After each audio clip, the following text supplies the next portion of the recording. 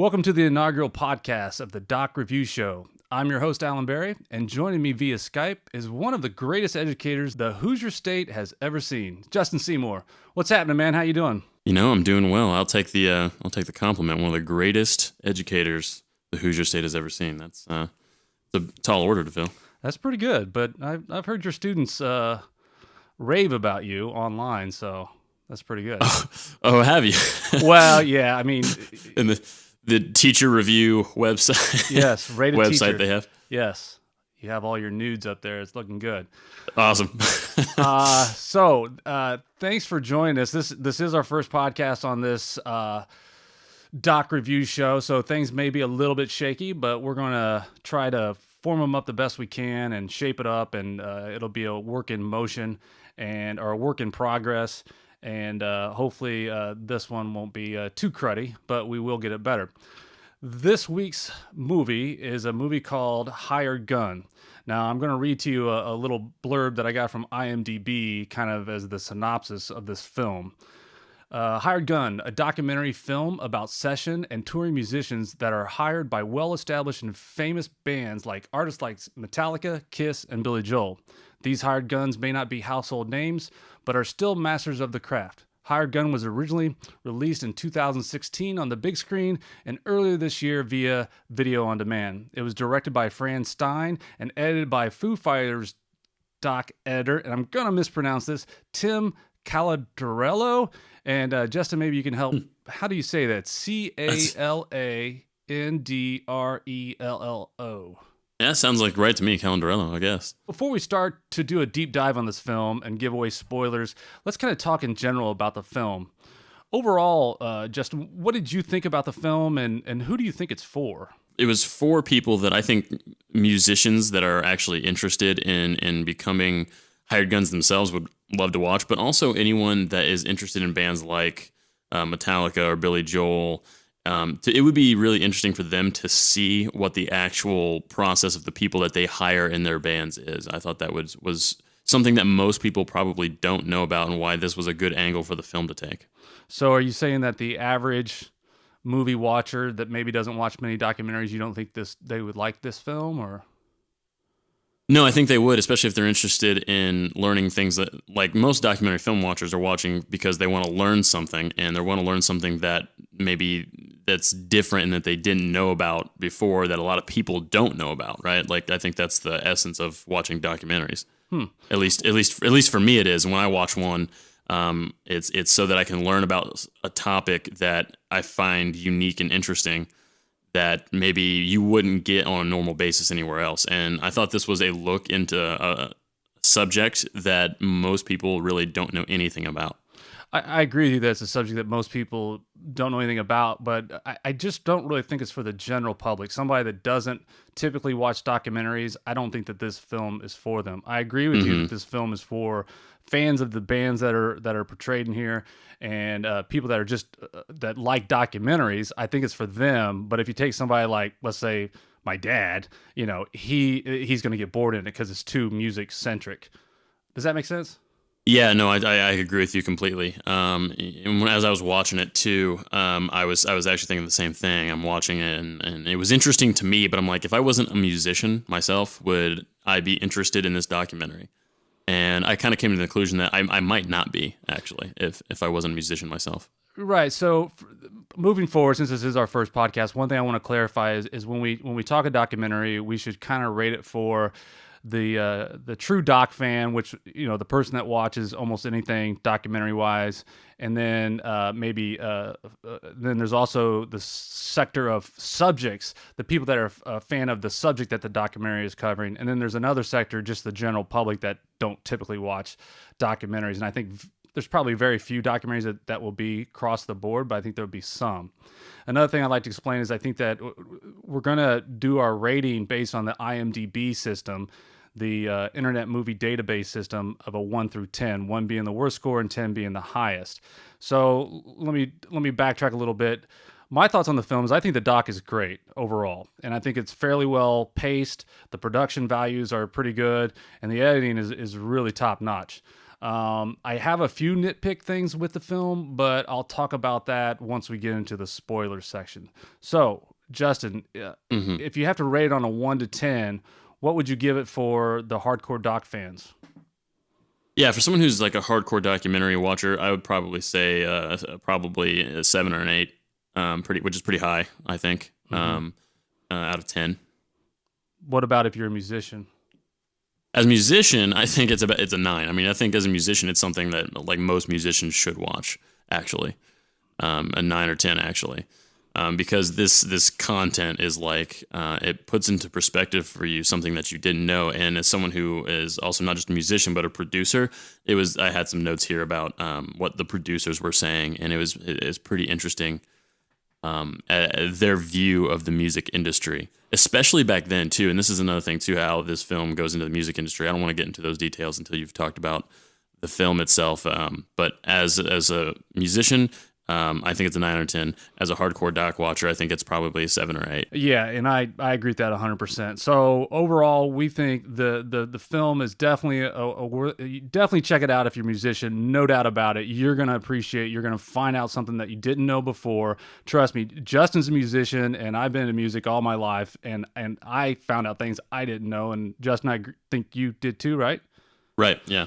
So, but for the general public, I'd say, yeah, it's probably a pass. You could probably find something else you watch. If you're into documentaries, I think it's a good film too to check out, because the production level's good. The many things that goes into a good documentary, I think they covered. So that being said, I'm now giving you fair warning. If you don't want to hear any spoilers or plot points, turn off your phone or turn off the podcast and either go rent this movie or go find something else, because moving forward, we're going to talk about anything and everything about the movie. So one of the things about this film that I found out that I was really surprised by this, and this is is Billy Joel a dick or what? I mean, right. Yeah, that was an interesting story there about how he essentially fired a band he'd been working with for so long. And it seemed to me kind of unclear as to why he decided to do that. And they showed an interview with him, and he's like, well, I just felt like I needed to go a new direction and pick up new guys, except for his drummer, you know? And I'm not, to me, it's kind of unclear as to why he decided to do that. And it definitely showed a side of that, of him as an artist, that probably most people don't see. Well, I mean, I think I know why he did it. Is because he felt obliged to these, his drummer, Liberty DeVito, I believe his name, and the guitarist was Russell Javers. And, he felt like well, first of all, Billy Joel had gotten reamed by one of his previous producers for like $100 million. And at that point, he started to close his circle of friends and co-workers, and some of the first people who let go were these musicians that played on very big albums for him. And not just, here's the thing, not just played on the album, but came up with grooves, came up with very well-known melodies that you definitely know when you listen to Billy Joel. So that's why I say he was kind of a dick, was because these musicians really helped push his career. And the way the musicians found out that they weren't in the band was they heard it second hand. They didn't even right. They heard it on the radio. Some of them. Right. That's right. One of them heard it on the radio, and then I just think that that's really like, come on, man. And to be fair to Billy Joel, he was asked to be interviewed in the for the movie, but he declined. So. Did he really do this? I don't know, but the drummer, Liberty DeVito, sounded very believable. And just so I don't know if you caught it, but he actually got fired in the end too. Liberty DeVito does not play with Billy Joel anymore. Right. So, I mean, that was a guy that was with him for 30 years. Now, on another side of that, and I think the takeaway from that story and a takeaway from this movie is, no matter what field you're employed in, never take your job for granted. Right. I have a note here that says there is absolutely no job security in being a musician. There's just not. But what job does have that security too, though? I agree that being a musician, but really I think everybody should be able to relate to that. Yeah, definitely. I agree. And but I think being a hired gun musician, I think that's a big point that this film was trying to make, is that it's even more ephemeral of a job. It's a kind of job that can just disappear in an instant, as opposed to some other jobs, especially if you have contracts in those jobs. And this kind of job was just something that you can be replaced instantly almost by someone who is just as talented, if not more talented than you. But that being said, though, it's kind of interesting. Did you catch what I think it was Rob Zombie in the film said about there are 3 things that you're looking for in a band member? Yeah, but go ahead. So this was interesting because I've done this before, and like I've chosen new band members. Like I've gotten rid of band members and chosen new band members, and he's pretty much right on with this. And he says there's 3 things that you're looking for in a band member. The first one is that they're an excellent musician, and he said that's the easiest one because there's just countless excellent musicians out there. They're all over the place. And he said the second thing is finding someone that's cool to work with, and that's harder, finding someone that's actually cool. And the third thing he said was that you have to find someone that you can stand to be around all of the time. Yeah. And he said that is the hardest thing. And that's totally true. If you're, and this is one thing I haven't done as a musician, I've not toured the world for months at a time with the same group of guys. I've always had breaks from them. And I can imagine that when you choose a band member, he said narrows it down to maybe 3 or 4 people that you think are actually good enough, not only music wise, but are good enough to be in this group together for so long. Yeah, and I want to tag on that point because, the thing I related to me being in video production world is the exact same thing as in the video production world. People would rather work with you, even if you have a little less talent than someone else, if you're easy to work with. Low ego and show up to work, show up on time, and as opposed to the guy or the girl that's really talented but kind of a pain to work with. So yeah, I think Rob Zombie's point was on point for many different fields, but yeah, and that whole section of the film is talking about the importance of chemistry in a band, and it's funny how they always use this word chemistry, because I was thinking about that as I was watching it, and I was like, what does that really mean? What does chemistry really mean? And it's kind of hard to define. I mean, everyone knows what it means. It means when you get together with this group of people, it just clicks, right? Like there's just a setting there of people that work together in a way that is effective. And it's really true that you can just throw one person into this scenario of like 4 or 5 people and it can throw everything off for whatever reason. Even if they are a decent player, if that chemistry is not there, then you just don't have an effective unit of players together.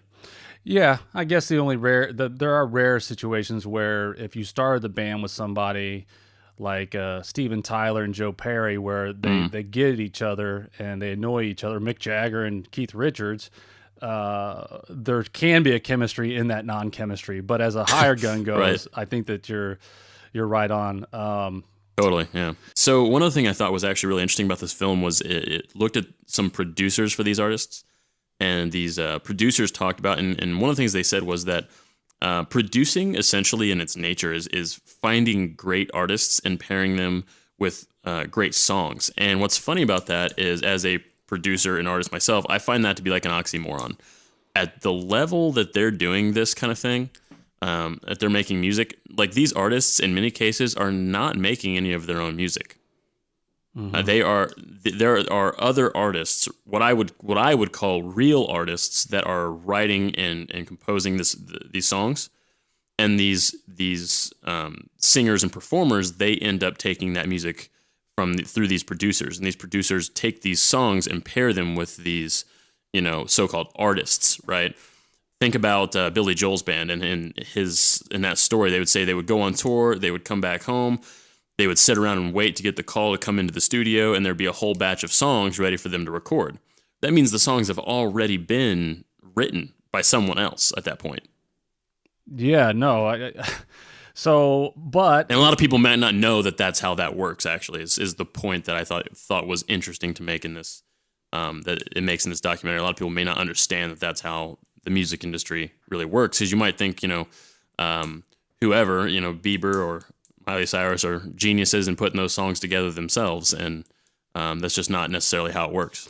Yeah, I think outside the music world, that's probably not known, but I think inside the music world, it's fairly well known. I think that if you take a notable musician, he or she knows that Justin Bieber's not playing the drums, not playing the keyboard. And ironically, Alice Cooper is in this documentary as well, which, for me, Alice Cooper's a great icon. But if you listen to the old Alice Cooper records, it's not him coming up with those guitar riffs.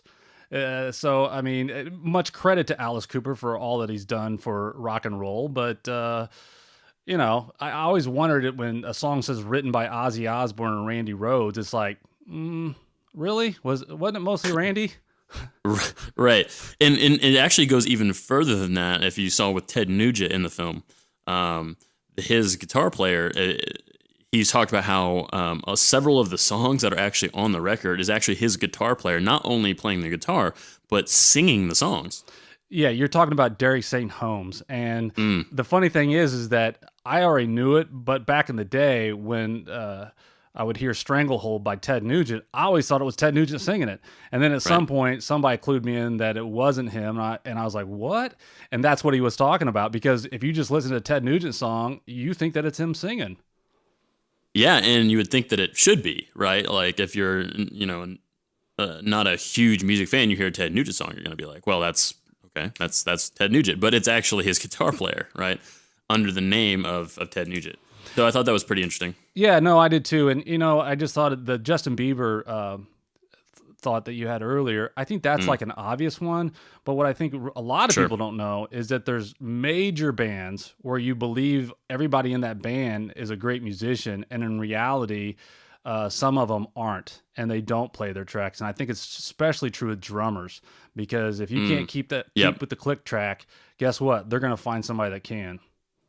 Right, that's totally true, and that's what these. It has a segment on studio musicians, and a lot of times on these records, it's actually almost none of the band members that are actually on the record. It's all studio musicians. Did you think that the film was kind of like a better version of VH1 Behind the Music? Do you remember that series? Yeah. I thought, I've seen a few things of it. Yeah, it was kind of like that, didn't you think? Yeah, I thought it had some similarities to it for sure. And then the other thing that impressed me was the I'm trying to think of the guy's name, Jason Hook, I believe.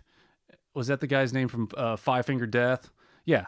Okay, yeah. And there's one other guy, something X, but man, they could play. Oh, right. Oh, yeah, they can. I mean, they can all play. That's the thing with these hired gun musicians, right? Like, the reason they're in the position they are is because they're really, really, really good at what they do.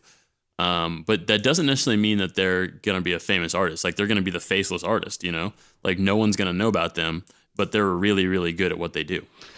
The thing that's crazy, too, is the money. So some players, some hired musicians are paid very well, i.e. The Jason Hook guy. He was playing with what was the pop artist? Was it Pink? Yeah, it was Pink, or no, that was a different guitar player. But okay. Some of these hired guns are playing with big name artists, and they're making fairly good money. But then there was the story of the guy from Filter. Right, I have him noted too. Yeah, and it was just like, so he got kind of dicked by Trent Reznor. At least that's how he took it. He took it that, well, so he used to be the guitar player with Nine Inch Nails when Trent was originally starting that band. And then as Trent got bigger, this guy, and I apologize, I don't remember his name, but he basically was like, hey, Trent, can I get a bigger piece of this? And Trent's like, man, go do your own thing. So he did, and he formed the band Filter. I don't know if you guys remember that song. Hey, yeah, man, they had... Right, Hey Man, Nice Shot. Hey Man, Nice Shot. He had one hit song. And then so he did the same thing by bringing on hired musicians, but he seemed to be non-apologetic for treating them kind of dicky. And then they had the musician that he was only paying like, what was it, like $500 a month on tour? Well, that's what I think the guy that originally tried out from Metallica said he was making. Oh, that's right, Jason Newsted. Yeah, he originally, and I was going to talk about him too, but continue your thoughts on this guy from Filter.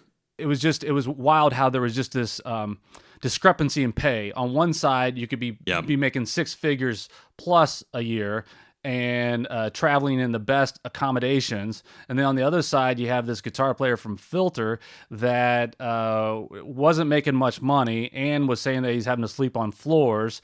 Right. And to me, the crazy thing was that the guy from Filter, God, we should really know these guys' names. Sorry about this. The main guy from Filter was unapologetic for it, even though he had it happen to him too. And it's just like, Yep. come on, man, can't you give your guitar player at least a decent place to sleep? Now with Jason Newsted, I was really surprised he was only making $500 with Metallica, but I'm sure he Yeah. wasn't sleeping on the floor. Yeah, let's talk about those two things. What's funny about that story that I thought was actually interesting: the guitar player for Filter, not the main singer, but the guitar player who was unhappy with his pay and sleeping on the floor and all this stuff. And did you see what he went on to do after that? Like what his gig was? Yeah, but go ahead. Yeah, so he goes on to be the voiceover a voiceover artist in studio, and one of the things that you would know him from is like the Carl's Jr. radio commercials. This is Indiana. We should say Hardee's too. So Yeah, and Hardee's too. Yeah. Yeah. So Hardee's and Carl's Jr. So anytime you hear like the Hardee's or Carl's Jr. commercials, and I recognized it as soon as I heard it. Actually, as soon as the documentary showed him doing a voiceover for the Carl's Jr. stuff, I was like, oh man, that is the guy. So maybe he got more fame out of being a voiceover artist for Hardee's and Carl's Jr. than playing guitar and Filter in the end. well, he definitely got paid better. And Yeah, for sure. so I guess I do want to be a little bit. I'm going to nitpick the movie a little bit, and this to me is. I'm not saying that I could do any better because I couldn't do. I don't think I could do any better. But these are just some nitpicky things that about the film that I was a little bit like, oh, come on. And it was mostly on the production end. Most of the interviews were very well shot, but then they have a couple where it's like the bass player from Megadeth, Dave Elson or something like that. He's just like backed up against a blind. And it just, to me, it looked like it was shot cruddy. There was a couple shots that just were not shot well. That was a minor point of mine. The other minor point was I don't know why, and I'm going to speculate why, but Steve Vai is in the trailer. He's in very shortly in the video, but he never tells his story of him and Frank Zappa. And for those of you that don't know, Frank Zappa hired Steve Vai to score some music for him, and then actually it was tablature. He was writing tablature for some guitar books for Frank, and then he also started to be what Frank called stunt guitar player, and so Steve Vai joined the band. But Frank Zappa was notorious for hiring guns, for hiring the best drummers, hiring the best guitar players, and also firing them as soon as they started showing ego, as soon as they started to tell Frank what he was supposed to do, he would fire him. Or if they got into drugs or anything crazy like that, he would let them go. But to me, it's tough for me to think back in history who's hired more musicians in rock and roll than Frank Zappa. So Sure. now, if you look at the extras, they do have an extras on iTunes for this movie. I'm guessing that the longer interview with Steve Vai is in there. Matter of fact, it says interview with Steve Vai. But the reason I'm guessing that they didn't do the Steve Vai story is because Zappa's family would not allow them to use Zappa's music. They're very dicky about that. And if you watch the rest of the documentary, they have all kinds of great music that they had to get clearance on. So did you even notice that was missing? Probably not. No, the Zappa story, but I did notice that Vi was only in there briefly. And I'm like, man, like I feel like there could have been so much more from him. Actually, I thought the exact same thing, but I didn't know the Frank Zappa story though. Yeah, and that's why I'm saying that I can't believe they didn't cover it, because when I think about rock and roll history and hired guns, Zappa was one of the kings of it. He had so many awesome musicians come in and out of his band. That was one of the great things about his live touring band, was he always just had the top-notch people. Now, the other thing about Vi, I can't believe they left it out, and I remember this happening because I was probably 18, 19 at the time, but he got hired for Whitesnake as a very big hired gun, I believe, away from David Lee Roth, and he got, at the time, a record $1 million. So I was kind of bummed out that they left out the Steve Vai stories, but they probably have good reasons why, and I don't know what those are. I tried to Google it and stuff, but I couldn't find out.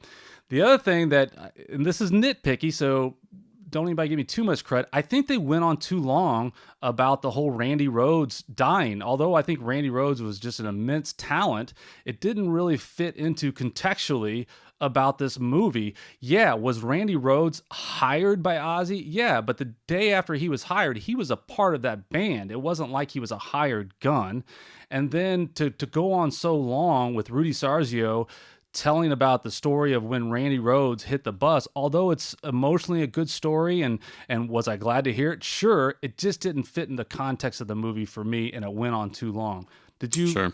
did Yeah. you think about that or Yeah, I thought the same thing. That I was like, and I thought the same thing about Vi. Like, I'm like, why do they have Steve Vai in here as this hired gun artist? I mean, I know he's been hired in other bands and stuff many times, but like, he is his own entity, Well, I think this because now he is, but back in the day, he literally for Whitesnake, he was definitely a hired gun. There's no doubt about that. He was not, sure. Yeah. he was not really a part of that band. And with Zappa, almost all the players were hired. Actually, all of them were, because go try to find a Frank Zappa song that was written by anybody else other than Frank.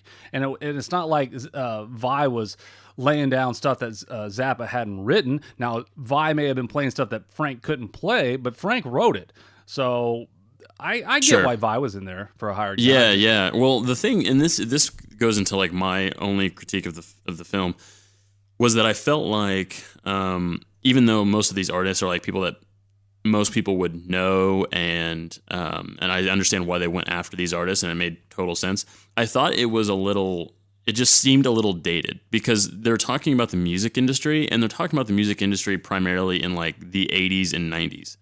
Right. And the music industry is totally different now, and I'm sure there are hired guns now, and maybe they just did it because people would know these artists for sure. Right. Like, these are artists they'll know for sure. They'll know Metallica, they'll know Billy Joel, and they'll know all these people. They'll know Ted Nugent.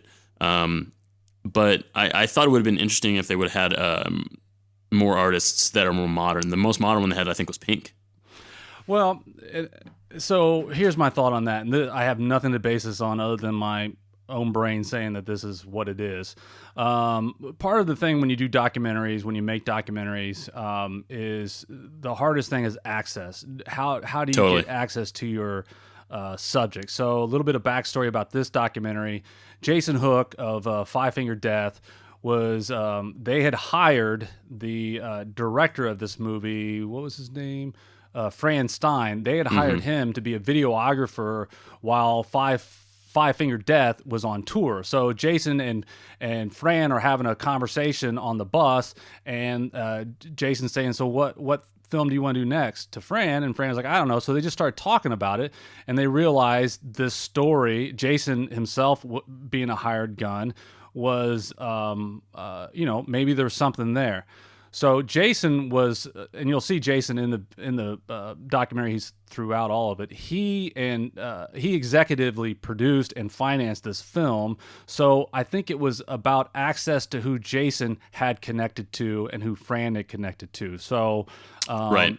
and that's how they had access. So maybe they just didn't have it was easier to go say, hey to Rudy Sargio, because maybe one of them is friends of a friend. Matter of fact, Fran, like with Jason Newsted, Fran used to be a neighbor of his. So I think it was all about who they were connected to already, and maybe that's why you didn't see more up-to-date guests. Yeah, yeah, and that's totally fine. Like, I know a lot of people, that would watch this and be like, all right, this is awesome to see the inside workings of these particular artists. And I was like, and it was good. But I thought, for example, with Rob Zombie, who's pretty, I guess, more modern artist in a lot of ways, it would have been and like, but that's as late as they went. Really, was the '90s with like Filter, Nine Inch Nails, and Rob Zombie. And I thought it would have been interesting to see some more modern artists. But that's my only critique. But yeah, you're right. I mean, the access thing of making a documentary is super hard. Like, Yeah, and I'm not disagreeing with you. I think that you're correct too. But I think that one, they worked on this film for like 3 or 4 years. It's being somewhat self-funded, so I think it was probably a budgetary thing of, hey, I know Jason Newsted. I don't know, who is it, Scott Storch or somebody that's a modern day hired gun. You know what I'm saying? Sure. So Yep. it's more about, I already got this guy in my Rolodex. Let's give him a call.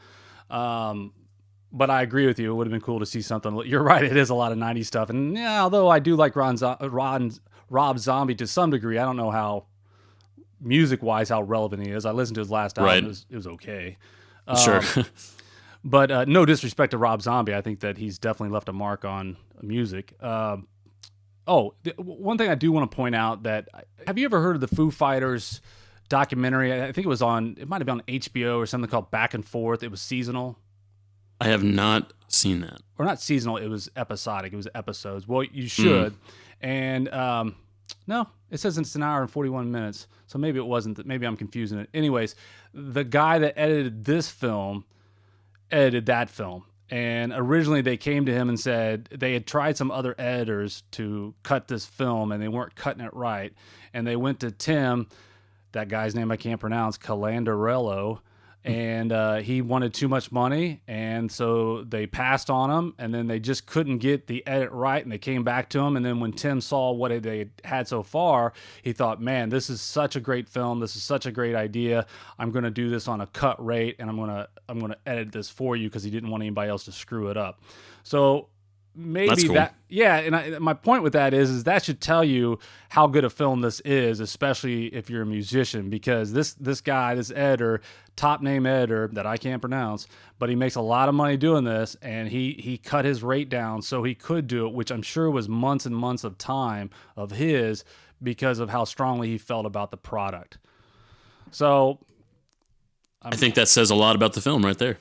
to me, that says it all. If somebody's willing to spend months of time for a discounted rate to do a film, you could probably spend $3.99, $4.99, rent it and check it out. You'll definitely benefit from it.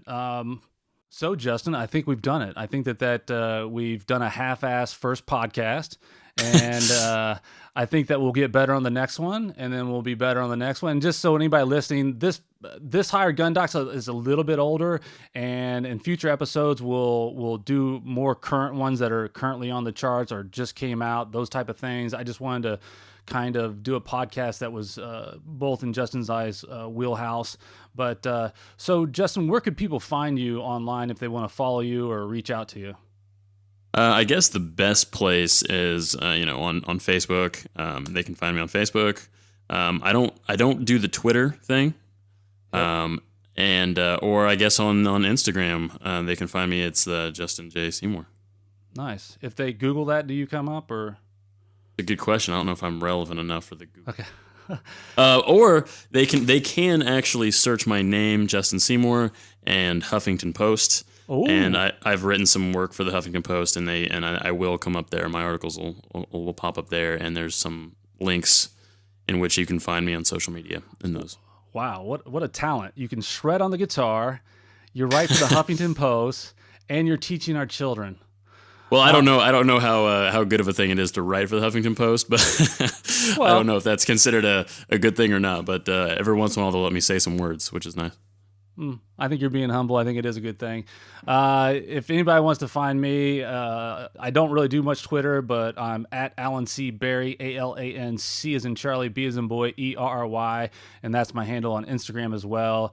Or if you Google me, Facebook, Indiana, I should pop up. Or AlanCberry.com, which is a cruddy website that I put together that I probably should update before this goes out. All right, so everybody, thanks for listening, and hopefully there'll be another one.